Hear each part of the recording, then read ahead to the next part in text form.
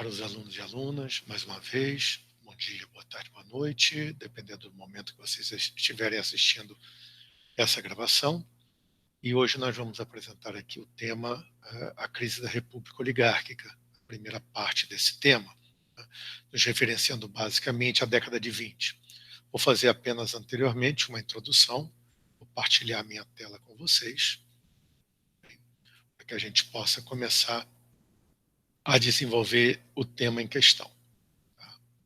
E a primeira tela é essa aqui, para tratar de um assunto que ainda não tínhamos falado, eu deixei para falar exatamente nesse momento, campanha civilista e política das salvações. Reparem, campanha civilista é o nome dado à campanha presidencial, à candidatura presidencial do candidato da República, Rui Barbosa, em 1910, em contraposição ao candidato Hermes da Fonseca, que era militar.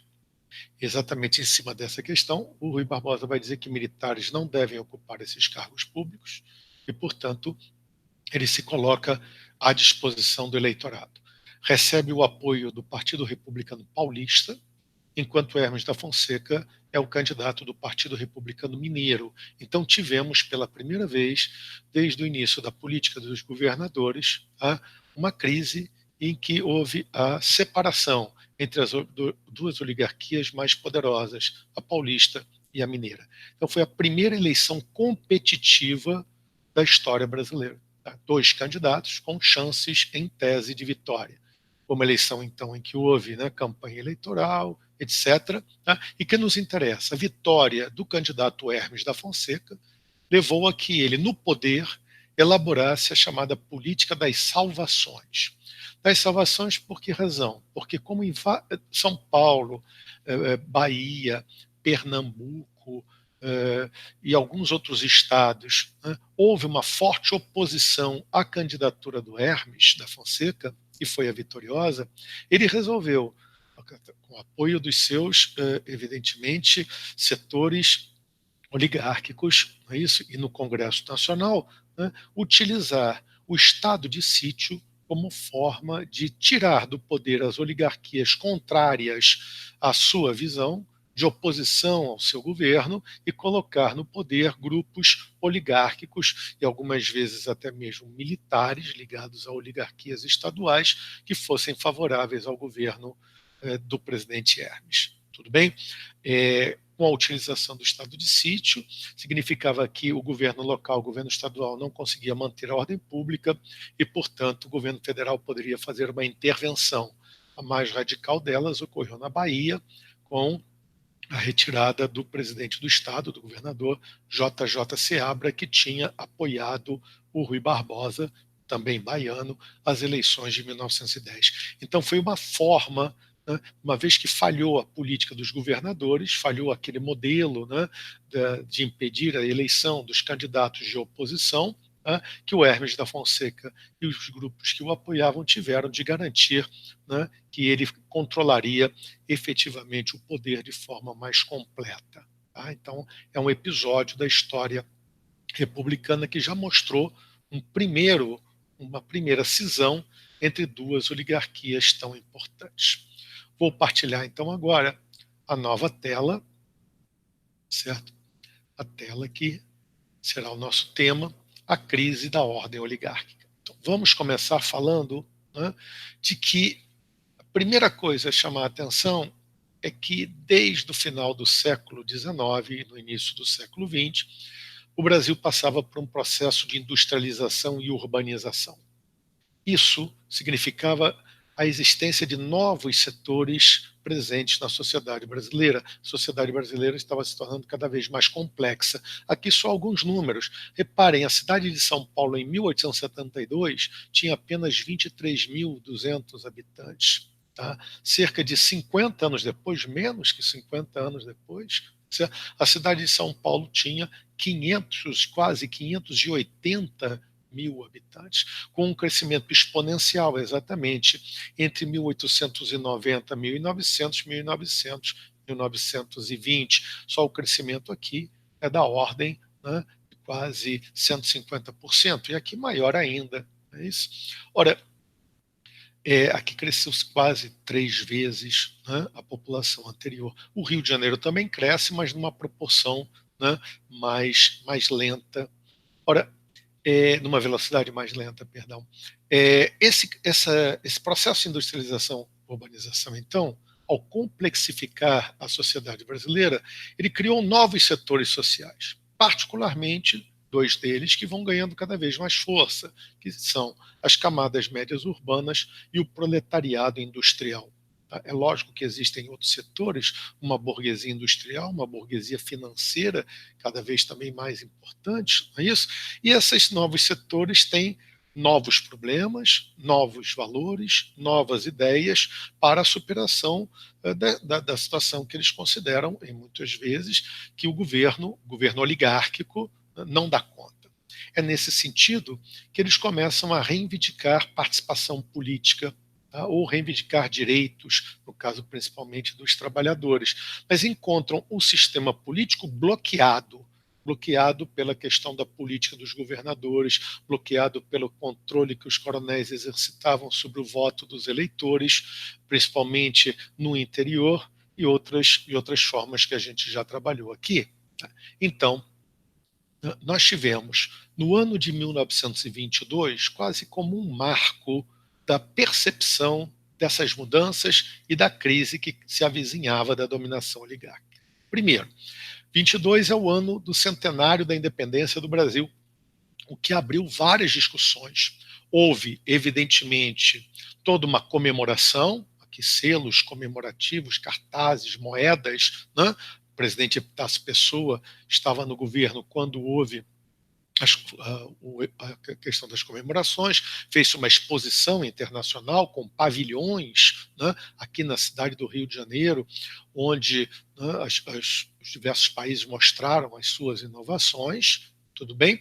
E essas comemorações abriram, além dessas comemorações oficiais, uma discussão em setores da intelectualidade. Principal discussão: o que é o Brasil? Somos uma sociedade há 100 anos politicamente independente, mas somos economicamente também independentes? Dependendo da resposta, se a resposta fosse não, a pergunta é: por que não somos economicamente independentes? Então começam a surgir críticas àquele modelo político das oligarquias, àquela economia fundamentalmente primário exportadora, né, que dominava, né, todas as decisões dos governos brasileiros no campo econômico. Então isso é uma discussão importante que abre, né, perspectivas de apontar outras alternativas para a sociedade. O operariado industrial, por seu turno, vivenciando a questão social como caso de polícia, como era tratado pelo governo central, isso, pelo governo federal. O episódio da greve de 17, ela gerou críticas à condução por parte dos anarquistas e anarcossindicalistas, e como efeito da Revolução Bolchevique de 1917 na Rússia, também no Brasil foi fundado o Partido Comunista do Brasil no ano de 1922. Foi colocado fora da lei em 22, em 26, perdão, com a subida de Washington Luiz ao governo, ele foi outra vez legalizado, mas em 27, com a lei acelerada, veremos isso, vai ser colocado outra vez fora da lei. O Bloco Operário Camponês foi uma frente eleitoral criada em 1926, tá, para disputar as eleições por parte do Partido Comunista, né? E a partir de 27 ele passa a ser uma espécie de fachada legal do Partido Comunista. Partido Comunista esse, vamos ver aqui, seus fundadores, assim, e que defendia, né, uma legislação trabalhista e social, falava num processo revolucionário, uma revolução agrária contra o latifúndio e anti-imperialista, contra o capital estrangeiro. Aqui o Bloco Operário Camponês e seus candidatos nas eleições de 1926 aqui para a Intendência do Rio de Janeiro, tá? E tivemos até um candidato operário, que foi o próprio Minervino de Oliveira, nas eleições presidenciais de 1930. Tá? Falaremos dessas questões mais adiante. Tá? Novas vanguardas artísticas, o modernismo, a Semana de Arte Moderna em São Paulo, então isso vocês trabalham bastante em literatura.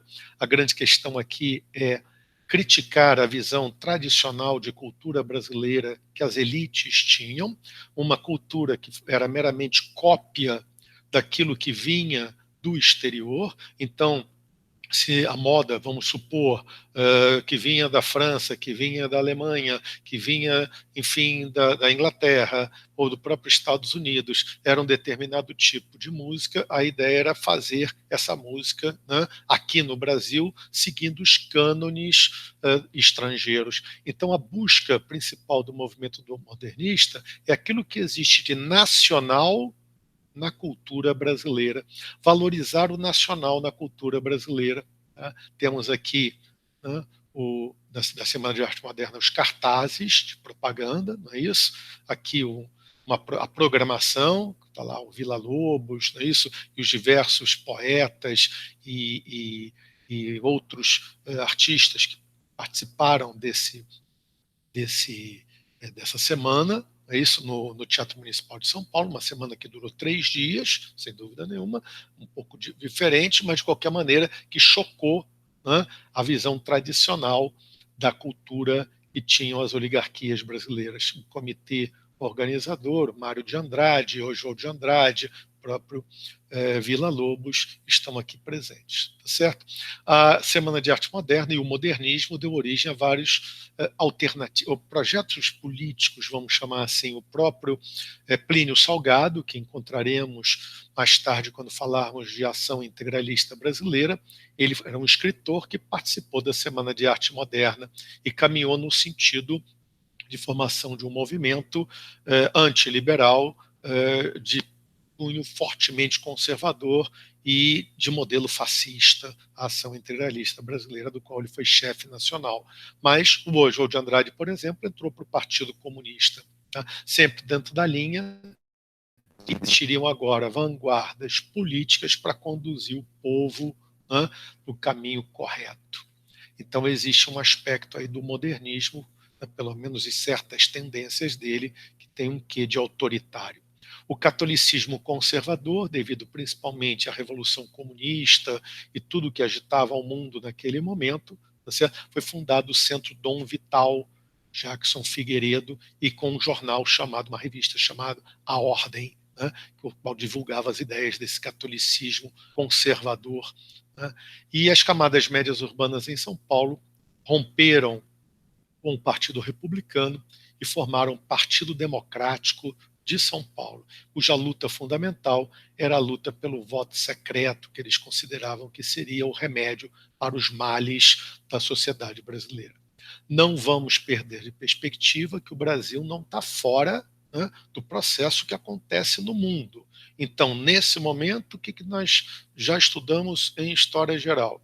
Que é o momento da crise da sociedade liberal, da crise do Estado liberal. No Brasil, isso também vai se dar. Tá? Vários desses movimentos, o Partido Comunista, não é isso? As vanguardas mais, digamos, conservadoras do ponto de vista político, do modernismo, né? O próprio catolicismo conservador, aceitam teses, né, que são contrárias ao liberalismo. Vários intelectuais, Oliveira Viana, Nina Rodrigues, né, nessas discussões sobre qual é o caminho para a sociedade brasileira encontrar o seu desenvolvimento, aceitam teses de governos autoritários que podem conduzir esse povo analfabeto, amorfo, despreparado para o progresso. E uma das correntes que nós estudaremos, então, no próximo nosso encontro gravado, tá? Que foi o movimento tenentista, tá certo? Ele claramente, né, também tinha uma concepção autoritária do processo político no Brasil. Tá? Esse tema nós trabalharemos, como eu comentei, no nosso próximo encontro. Tá? Espero que essa visão geral tenha sido satisfatória. Tá? Desejo a todos saúde, paz para vocês e para suas famílias, e logo, logo nos reencontraremos. Um grande abraço.